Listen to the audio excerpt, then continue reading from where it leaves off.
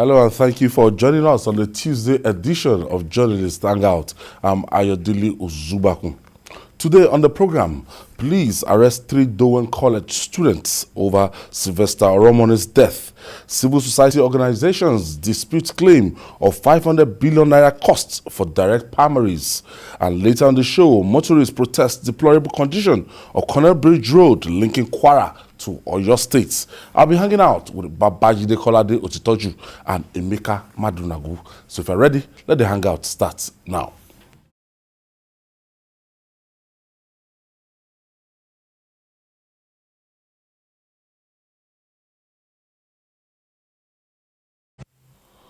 Thank you for staying with us. Following nationwide outrage that greeted the gruesome deaths of a student of Dowen College, Lagos, Sylvester Oromoni, it appears we are on the path to unravel the mystery. After ordering an investigation into the deaths and the sealing of the school, the Lagos State Police Command has arrested 3 out of the 5 students alleged to have attacked Sylvester, which eventually led to his death. The 3 students are in custody and undergoing questions as police investigation intensify. Today, we are making progress. I saw yesterday, I saw the names of 5. They said the boy actually mentioned some guys before he died. But I mentioned 3. 5 but 5 were believed to have attacked him, but he actually mentioned 3. 3. Yes. So they've apprehended 3. Yes. So we have to go. 2 are on the run. So wherever they are, maybe this this is the Yuletide season. They might have gone out of the country, but justice will still take its course. At least with these 3 people, it will give us a clearer picture. Yes, and the police are saying that the boys in custody are providing information for them that they can use to track down the remaining 2 guys. It is important that we make a strong statement against bullying by the way we handle this matter. There was a video that went viral, shot in one of the secondary schools in Edo State. I don't know if you saw that video. Sometime last year, the guy was being beaten mercilessly by his seniors. He was trying to explain to them. They were just beating him. So, you wonder what's going on.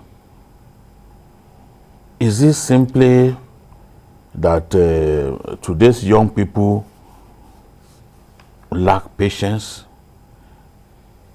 or that they find it difficult to cohabit with other people, especially their juniors? But one thing that has come out of this case is the fact that secondary schools now have cult groups. Because the boy who provided information that completely negated what the principal of the school provided, the guy who released the video, said that those guys were cultists. They wanted him to join their cult group. Because he would not join, then they continue to attack him. We've seen people killed in universities too for turning down. For secondary school, it was initially difficult for me to understand. Yes, but we have a big problem of cultism on our hands in Lagos State. Remember, the state government came up with what they call the Lagos Anti-Cultism Law. It was because they realized too that cultism was becoming a big problem. Professional groups, panel beaters, mechanics, not even the musicians, tertiary institutions, they have cult groups. They have cult groups. You go to different communities, they have everywhere. Even in our own Ogun State, Akute, there are cult groups. And they attack one another and kill people. So Lagos has come up with a law that prescribes 21 years jail term for anyone found to be a member of a cult group. The law also says that you spend 15 years in jail if you are caught forming an unlawful society or cult group. Therefore, compelling anyone to become a member, you will also spend 15 years in jail. Now, when a suspected cultist is found with a firearm, maybe an assault weapon, it is also 15 years. It is 21 years in jail for a suspected cultist that arranges or orders a fellow cultist to avenge or retaliate or injure anyone. Then any student who joins an unlawful group is liable on conviction to a term of 2 years imprisonment. So even if you are a student, you are not insulated. Then whoever aids or protects a cultist is guilty of an offense and is in danger of being sentenced to 15 years in jail. Then finally, it is 21 years in jail if a member sets fire or uses any deadly object in such a manner as to endanger the health or property of any person or group of persons during a raid. One thing that the law also says is that parents will be culpable in the event of in the event of the arrest of their children for cultism. Parents will be culpable. So we are eager to see how this matter is resolved. Already, Femi Falana has called for coroner's inquest. I agree absolutely, because when the head teacher of the school or the principal claimed that the boy was playing a football match and he was injured, and the magnitude of injury the guy sustained, you can see the video. Belly, how will you be playing football? His belly was swollen. He couldn't walk well. His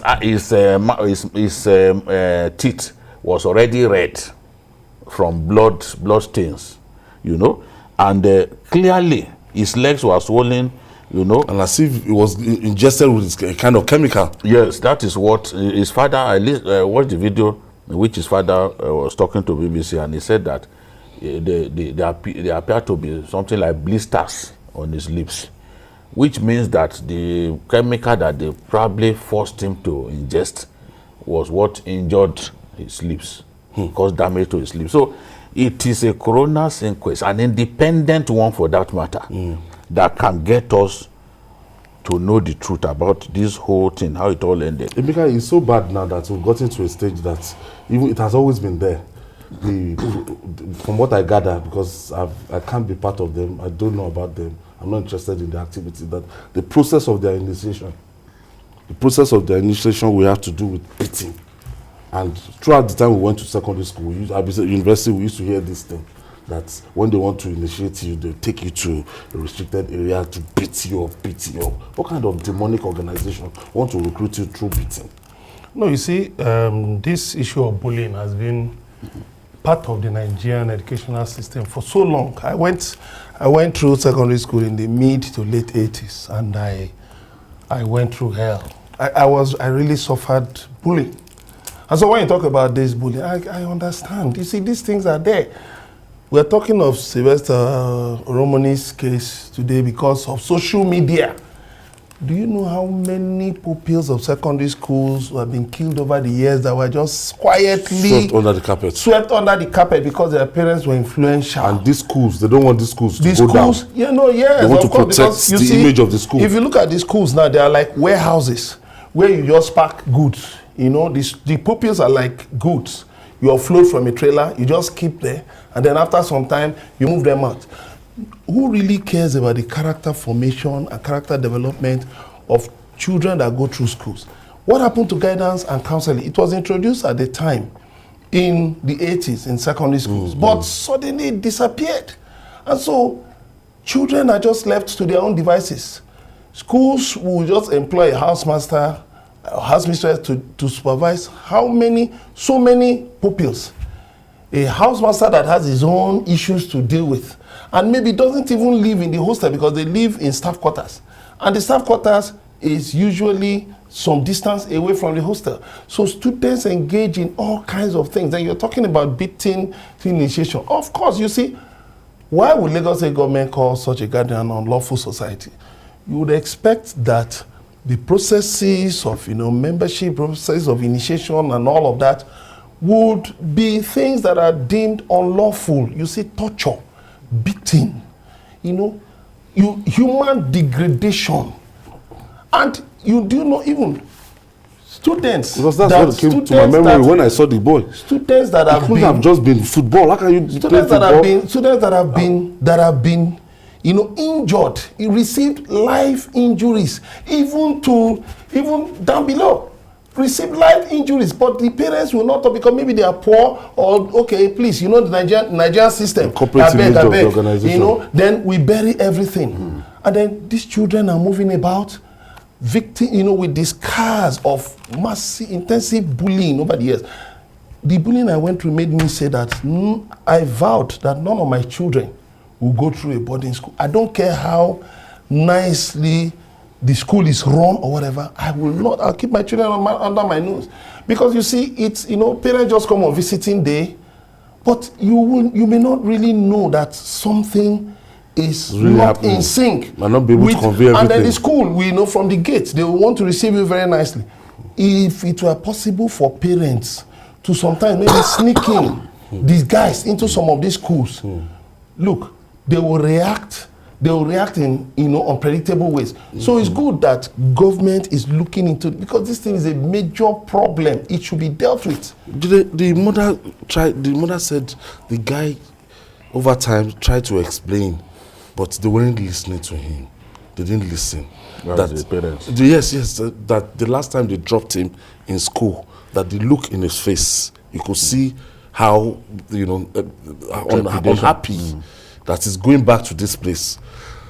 So there's a kind of disconnect between parents and children of these days. The parents they don't listen. They don't listen to their children again. They don't have the time. There are parents who work, who close at work very late, get home like 12 midnight. The children are asleep. By 5 a.m. They don't help the children with their homework. They don't do anything. The housemaid is the one that does all the work. And in a city reputed for the rat race existence, like Lagos, by 4 a.m., some parents are already out before the children wake up. So they really don't even have the time for these children. So whatever is going on in the rooms of their children, because you are supposed to, from time to time, tie your children's room. Yeah. You could even find some extraneous material that not meant to be there. Give you a hint of what is going through or the kind of friends that is keeping. And where a child has too many friends, you've got to be worried. Because among those friends, there will be bad boys. There will be bad boys. So it's something that we have to take seriously. People are suggesting now that even the management of the school has to be changed because clearly they took their eyes off the ball. The school was saying that the father was saying that they did not reach out to him. That till now, apart from one teacher that the management has not deemed this fit. The only person that called him was the principal that was asking him why did he release the pictures to the social media. He was not asking that principal. He should be prosecuted. It shows how irresponsible they are. Irresponsible. They want to protect the image of that school. As a school management, they are very responsible. As human beings, they clearly have lost their humanism. Well, if you have not lost your humanism, there are better ways of responding to this kind of tragedy. You try to lie your way through. But the videos showed the boy in terrible distress. And if you say somebody was playing football, maybe he was injured on the leg, then broken arm. Is that why his belly was swollen? Blisters. And then you had blood. The blood had clearly caked in his mouth to the point that the blood was on his teeth and was already dark red. So it effectively combusts the lie that the school came up with. Now they've come up with another press statement, say, they are going to cooperate with the Lagos State government and all that. You see, my problem with our country is laws are made probably for the poor alone. For the poor. You see clear evidence that laws are made for the poor alone in our country. We've not reached that level as a country whereby you know that our laws will be effectively implemented against No anybody matter who is involved. We see a country like Israel jail former presidents. Immediately. Once you are found guilty, even if you are their hero, they've forgotten. But in our country, once somebody is deemed to have done some good things in the past, he's seen as a hero, even if there is cast iron evidence against him. He's been persecuted. His people will come around. They will even come out and be giving us ethnic yes, we look at it from the... That's the sort of country that we are. And this is the reason many people don't think something tangible will come out of this. It's such a shame that we are in a country where the laws are made specifically for the poor. Look at some of the cases that the EFCC have been losing. You see clearly that those who can hire big lawyers, they keep defeating the EFCC in court. Because the EFCC don't have access to fund to, get the biggest lawyers. And they too, the prosecution, on many occasions, they don't even do due diligence. The prosecution they usually do wishy-washy prosecution. So all those politically exposed persons, look around, how many of them have we jailed since 2007? How many of them have we successfully jailed? So people are worried that even this matter might be swept under the carpet. People are even talking about, even in schools, that, I don't understand what it used to be and what it is now.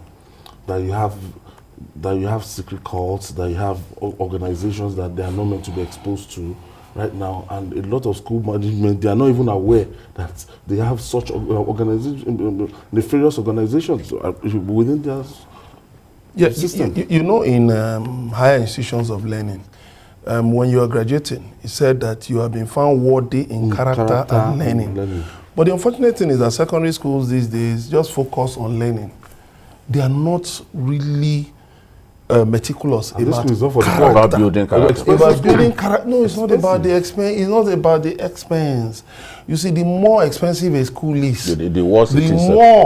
The more cautious you should be about such a school, because anything, it could be a place where I was anything told that goes. some of the secondary schools Anything that when you go to clubs, you meet them on Friday night. Oh, you meet them in what clubs. are we talking about? When we are growing, access to ATM, you see, we can't secondary say school. there are certain things we can't talk about what we saw now when we are growing up. The children of the rich, they do what they like. Their parents are not even there. They are absentee parents, and then the teachers are not even given that firm control. Yes. When teachers were regarded as gods. Yes. Teachers were. The teachers cannot touch the student now. You can touch the student now. Teachers more than you feared your parents. Yes, they go and bring their parents. You feared the teachers more than you feared your parents. You heard the story of an actress that was said to have. Yes, she went to school. So the point is this: we need to ask ourselves in Nigeria, for the fault of her daughter. Honestly, what about the man who hired two men and bought machetes for them to go and attack a teacher? You see, the Nigerian system is broken in every ramification. Homes are broken. Parents don't have time. It's even the children who are even parenting their parents these days. Because parents cannot. You see, it is children who tell their parents, "Oh, daddy, why are you doing this? Oh, mommy, I shouldn't be like this." Children now run the homes because their parents leave very early, go to work, come back exhausted, and it is just to make this money, just to keep body and soul together. But your home is on fire. Your future. After keeping body and soul together, your home is on fire, and one day it will consume everybody and everything. I think people, beyond just what government is doing, people should realize that this rat race takes no rat anywhere. Rats end up getting killed for nothing. They should take care of their homes and bring up their children properly. Jude, a lot of people are calling for justice, that ultimately justice must be seen to be done in this case. Yes. That nothing must be swept under the carpet, and before you open this school, certain measures must be put in place before this school is opened again, so that we will not solve one problem and go back to another problem. Some are even suggesting that the license of the school should be withdrawn. I support that. Because they've handled this matter in a very shameful manner. And if the government descends heavily on them, it is justified. You know, we handle this matter badly, starting from the lies that they try to sell to us, you know, and the way they interface with the father. You take a lot of money from people. You have an obligation to protect Let them their get value children. for their money. Protect Not their even in children. learning alone. Those children are in your care. Character, yes. When parents go to drop children in your school, the children are in your care. Even when my dad was a teacher at Abdulaziz Atta Memorial College, you know, he was even a housemaster. He still put me in boarding house. See our staff quarters, not far from the school. He still elected to put me in boarding house. He said, so that I can learn self-reliance and all that. But yeah, that's the whole idea. That's the that whole was idea. concept. Yes. That was what I did with my first son. My wife piled pressure. I said, no, this boy must go to boarding house.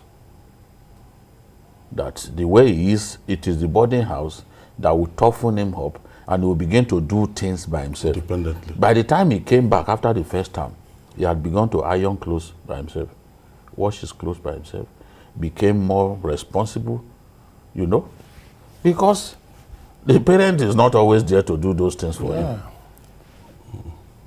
But right now, things have changed. It's not in every school that we have this kind of problems. But even in some school, what's up, Jide? That is where they are introduced to lesbianism, homosexualism. No, even during our time. See, during our time too, when I was in school, it was a male school, male-only school. There was homosexuality and they were always expelled. Once they catch you, you are expelled. It's not that you can't have a perfect system. People trying to demonize boarding school and all that now must remember that a good number of our people, if not majority, were products of boarding house. Schools, the best schools around. Yes, people like Shagari. Shagari was president. He sent his children to Federal Government College in Ilorin. His children. Because even the unity schools were the best in the country at that time. The likes of Federal Government College, Ijaniki, Ogbomoso, these all of them. Good schools. All these unity schools. People like Ambode, the MD of Access Bank. Access Bank. They met at FGC Warri now.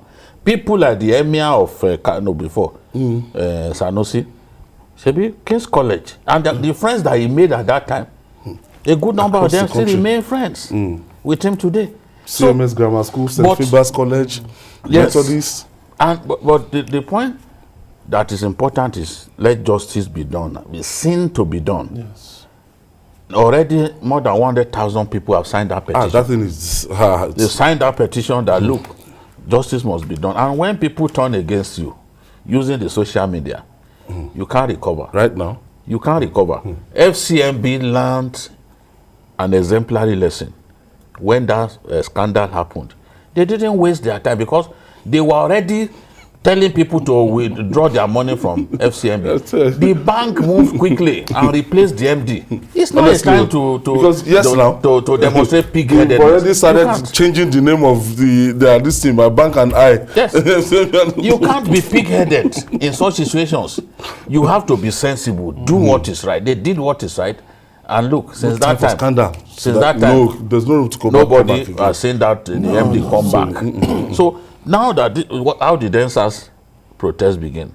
It began with this kind of petition, and the thing began to expand and expand and expand. So now that more and more people are saying, look, this matter has to be resolved. Big people, Atiku, artists, all kinds of Nigerians from the House of Representatives, the divide. They are saying this matter must be thoroughly investigated. So again, as I said the other day, the Commissioner of Police, Akim Odumosu, is on the spot again. He's come to Lagos to work at a very difficult time. Yeah. Every day one trouble. Honestly. So he knows his work is cut out for him, and he has to be seen. Taking over the investigation. Yes. The RRS guys are in front of that place. No, now they've locked the even the House of Reps is telling the IG to take over the matter. They've directed the IG to take over the matter. Abuja. Yes, and their own committee on youth development and women affairs, they've also mandated them to go and investigate the matter and report to it.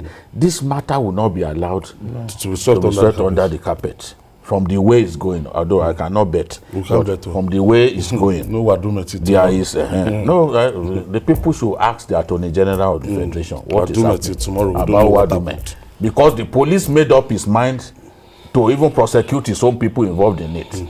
He was the one who said the police should hand over the fight to him. This is the truth. So where are we now? So now that they've handed over the matter to him, have you heard that the guy was brought to court? Swept under the carpet. You know? So this is it. Okay, it's your favorite news and current affairs program, Journalist Hangout. We'll be right back after this breather. Please stay with us.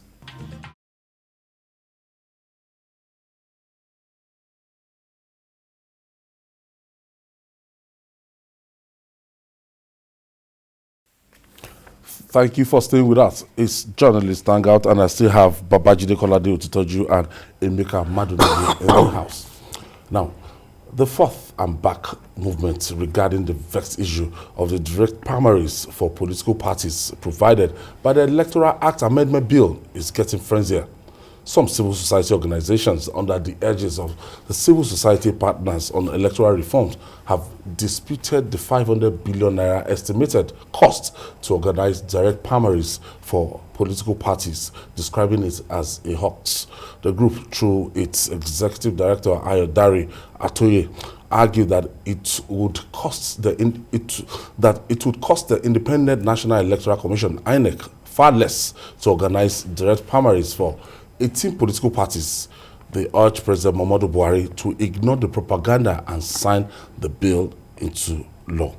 Today I saw the spokesman of the president today, Femi Adesina, the special advisor on media, today, and trying to justify why the president is that the president will not be rushed to sign that amendment bill. That is the same set of people that were agitating 4 years ago for the president to sign, and the president saw a lot of inconsistencies in that amendment bill, and that is why he ended up not signing. That he is not saying that the president will not sign this one, but what he's saying is that they have enough time. Before that time, the former one, they didn't have enough time to go through the documents and everything, but right now they have enough time to study the document very well, and the president, in the interest of Nigeria, at the end of the day, might just look at it and decide to sign or not to sign. It is his prerogative. Well, you should have asked Femi Adesina to mention the inconsistencies that the president saw, because that was not the reason that the president gave. These people have come to see us as people with a very short memory. You know, the president said it was too close to the election. That was the excuse that they gave. It was too close to the election, not that there were inconsistencies. That electoral bill, there were public hearings that INEC itself was part of before they came up with it.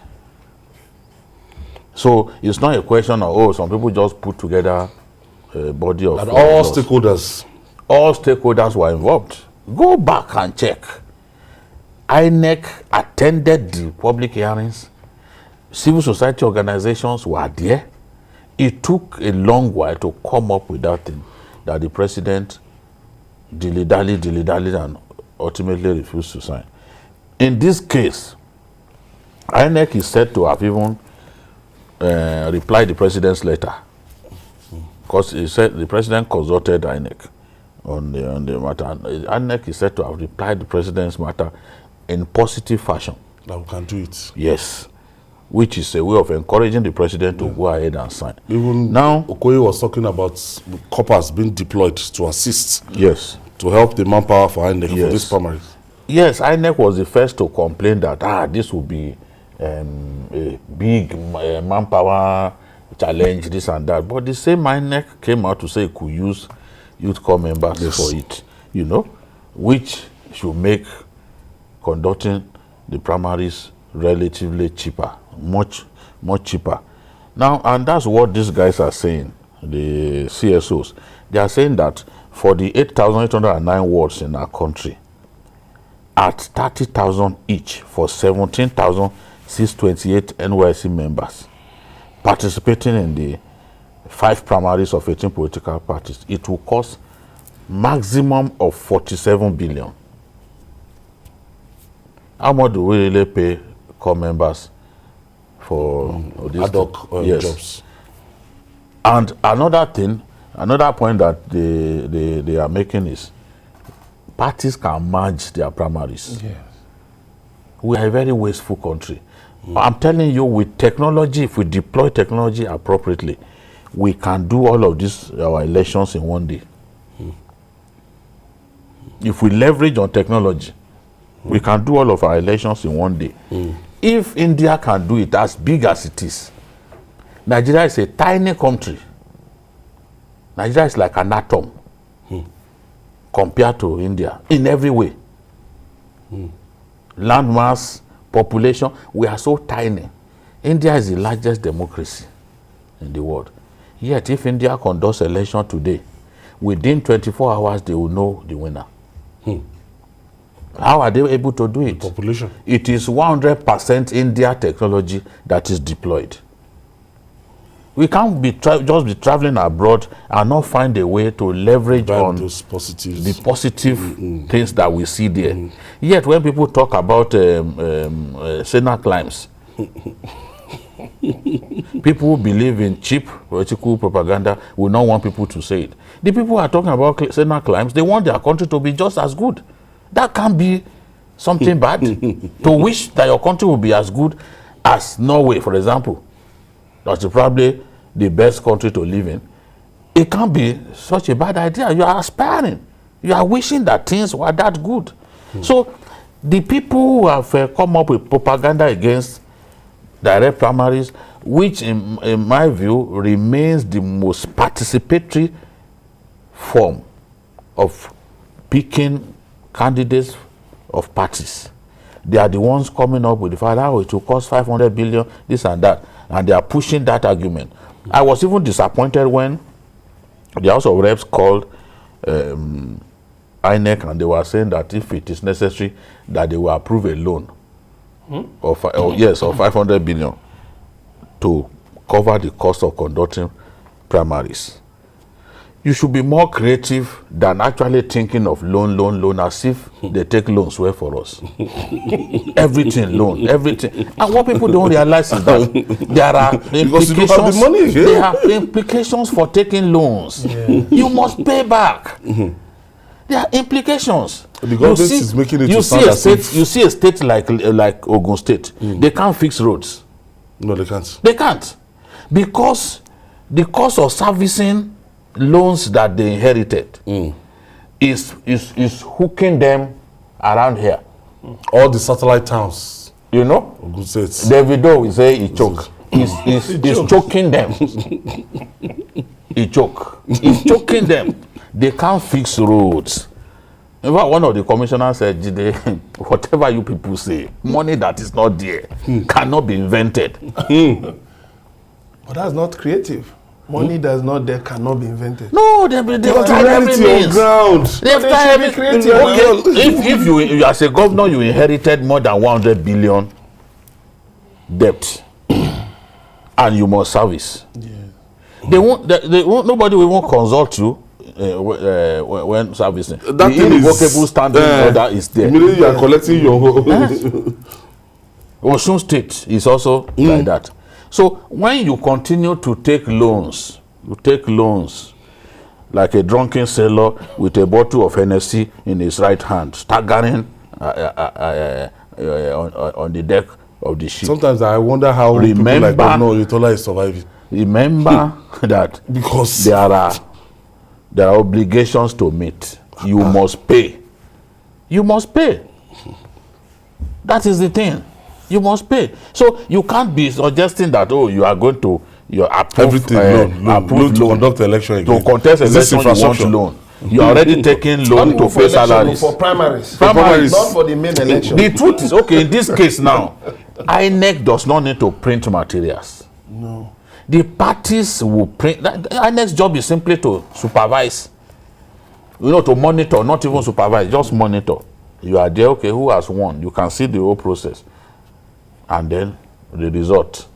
INEC, because printing of ballot materials costs INEC a fortune. Because of all of those security features, yes. security features that they put on them, because of print it abroad. These wayward politicians who because if you leave anything. it for the political party to print it, people will come out with their own. So now, you don't need to print the material. It's still the parties who are organizing, and the parties will print those things. Your own is simply to observe. And if you put core members there to observe, at the end of the day, the result is ready. They give them the results. And it's not every political party in Nigeria that will be ready to even do. They think that all of those parties, those parties, some of them are not present in some areas. Honestly, they have no presence of any sort. Out of over 120,000 polling units in the country, hardly will you find their agents in two-third. Yes. These political parties, apart from projection, INEC will not be able to spend all of this money. I agree with these civil society guys that look, maximum 47 billion. Okay. 47 billion. Emeka, what do you make of this? I find it ridiculous and disingenuous, because we are at a point where we should get more serious about making our country work. We just, we seem to find ways to deepen our fault lines to make things not to work well, because some people stand to benefit from such. How about, okay, let's say for a state like Lagos, what is the farthest point in Lagos from anywhere to anywhere in Lagos? You can actually bring the primaries of a number of local governments to the stadium at Surulere. Bring people there within a few, you arrange them, because this kind of politics we saw now growing up in the days of UP and NPP and all of that. The day were we borrowing money to, were the electoral body, FEDECO of the 80s, whiskey and all that. That one won't work. If it is along ward, if they are conducting primaries at ward level. Word by word. No, what I'm saying is that they cannot even travel outside of the ward. But within a certain area, you can put people. I'm just talking about the stadium.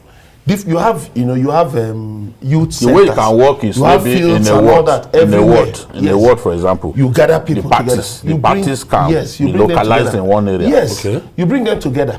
Come together, maybe the local government office. Yes, you bring them together. Which will mean that the INEC staff will not be dispersed across the world. No. They'll just allocate time for each of the political parties. That's what I was saying. For instance, in a place like Lagos, all INEC needs to do is actually, like Jide said, monitor and ensure, okay, the results are out. There should be more scientific ways of dealing with our problems than just following the basic path. We can cut down a lot of these things. Lagos has built a lot of youth centers everywhere, recreational centers everywhere. So you can hold these primaries here and there and make sure that within a few hours, everything is done and dusted. So borrowing money is out of the question, should be out of the question, totally out of the question. And then the National Assembly should ask themselves, when will we get to the end point of all this borrowing? Because our currency is not doing well, the Naira is not doing well, the economy is not doing well. I don't want us to deviate from the subject matter. You know why I'm asking that question? You know why I'm asking that question? We are talking of loan for primaries. We will talk of loan for elections. As if that's the Maybe new... we'll talk of loan for inauguration.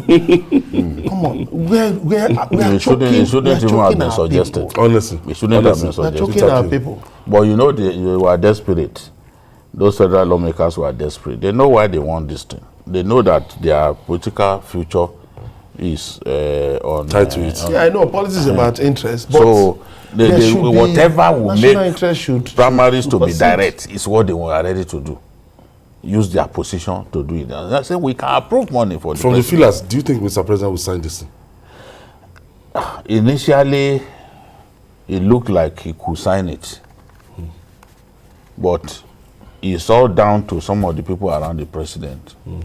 Because for the people that he listens to, if those people are bent on not having this thing signed, especially because of the direct primaries that is there. It's possible. They will throw away the baby and the bathwater.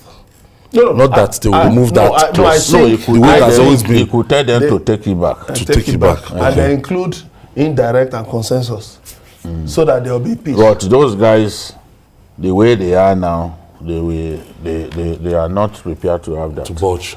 Because if they do that, they have committed political suicide. Of course, all of them. Those governors would be baying for blood. Already now, the governors are very angry because of what they put them through. They didn't know that this could go this far. And the governors got the party to call a meeting. But these guys hurriedly passed the bill before going for that meeting. So who will the president, on whose side will he stand? Oh, well, because the National Assembly has been approving all the loan requests. Yes, he has received the best cooperation that he could get. So if I were the president, you know, at a point when Jonathan was on the side of Maina, remember what the then Senate President David Mark said. He said, "We have been very, very loyal to you. Whatever you want, we do. We are saying somebody has disrespected us. You are still supporting the person. Well, we may be forced to turn against you." It was at that point that Jonathan withdrew his support for. So will history repeat itself? Now, the president has always received this people's support. In my view, if I were to advise him, I would advise him to allow the bill to go the way it's been drafted. Okay. You know, that way it can retain their support and then help them to avoid being rusticated by their governors. As usual, we'll keep you abreast. It's not the final. And finally, infrastructure decay in our country is getting to an alarming rate. In Kwara State, members of the road transport unions and some motorists protested against the neglect of the Morobili Bridge along the Kwara-Oyo Benin Express border.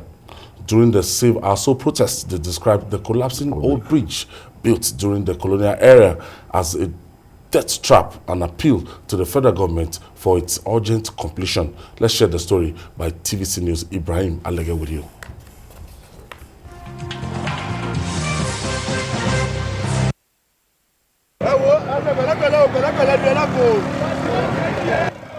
The Moro Bridge along Ilorin-Igbeti Road is one of the major bridges along Kwara-Oyo Benin Republic border. Thousands of motorists ply the bridge daily. The bridge was constructed during the colonial era and renovated in 1981. Today, the bridge is on the verge of collapse.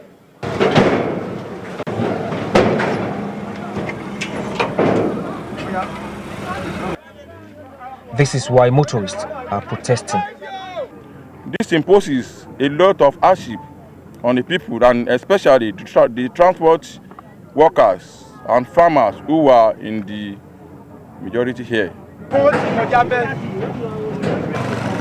Belkis Siddiq passes through the bridge every day.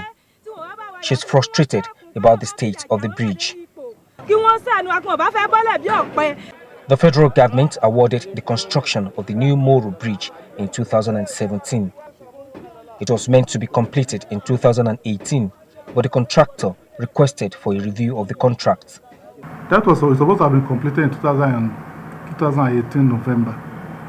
So, but since around that time, the contractor requested for review of rates, so which has not been approved by the government.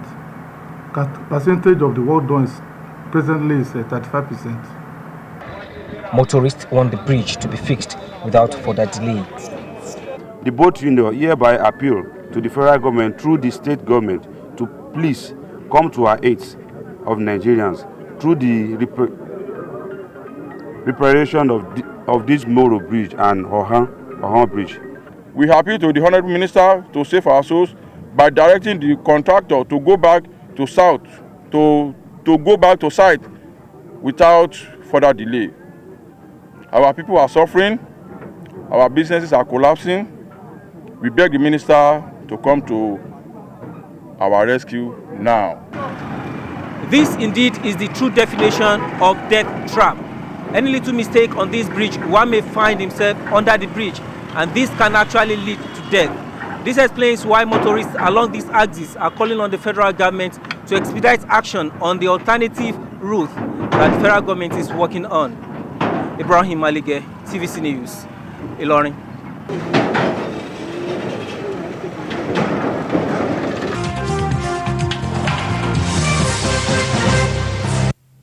That's like a civil message to the Minister of Works, the federal government, Babatude Raji Fashola, because if you are not a very good driver, if you just miss your step there, it could be fatal. Yes. Look at the bridge. Yes. I can't even drive. I can't even contemplate driving in between. Yes. You know, so it's dangerous for the bike people. Very dangerous. It can be okay. Look at. You have at to every calculate point it. you have Yes. holes. You have holes because it's made of wood. You know, the government has to do something.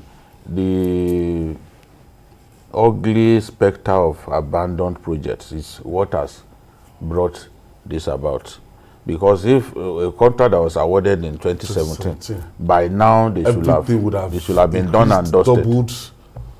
You know, it should have been done and dusted if they continued with the work. And if the contractor is asking for variation of the contract, it is normal. Everyone knows the value of our currency in 2017 and compared to what we have today. Yes. After all, even Dangote, you know how much he sells a bag of cement now? Selling for 4,600. This same sometime last year we bought cement for 1,800. Dangote now sells his cement for 4,600. So you ask yourself, what is even the benefit of having cement produced in our country? If it can be going up like this, and those who make blocks, these vibration blocks, they are selling 9-inch block for 350 naira, just one. And we are not sure of the quality. Yes, it could even be broken when you are not sure of the quality. So, if the contractor is asking for the contract to be renegotiated for variation, they've got to do that. I know that the Minister of Works has so much on his plate. You can see that it's all grey. It's understandable. It's understandable. Funding is a big issue. Funding is a big challenge. Funding gap. And everyone is pulling Fashola in different direction. Kogi governor will pull him over. Go to Ogun State. That's Ota. Other people too are pulling him. Ota Road. And he has limited funds to work with. Of course. The funds but because this one is positioned in a critical area along the border with Benin Republic, then that's in Kwara North. Then they've got to do something because it can even boost trade along that corridor. Boost trade. All these traders will be able to sell their stuff outside the country and even make good money.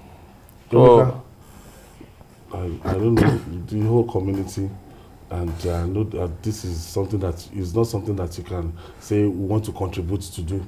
This is a very big project.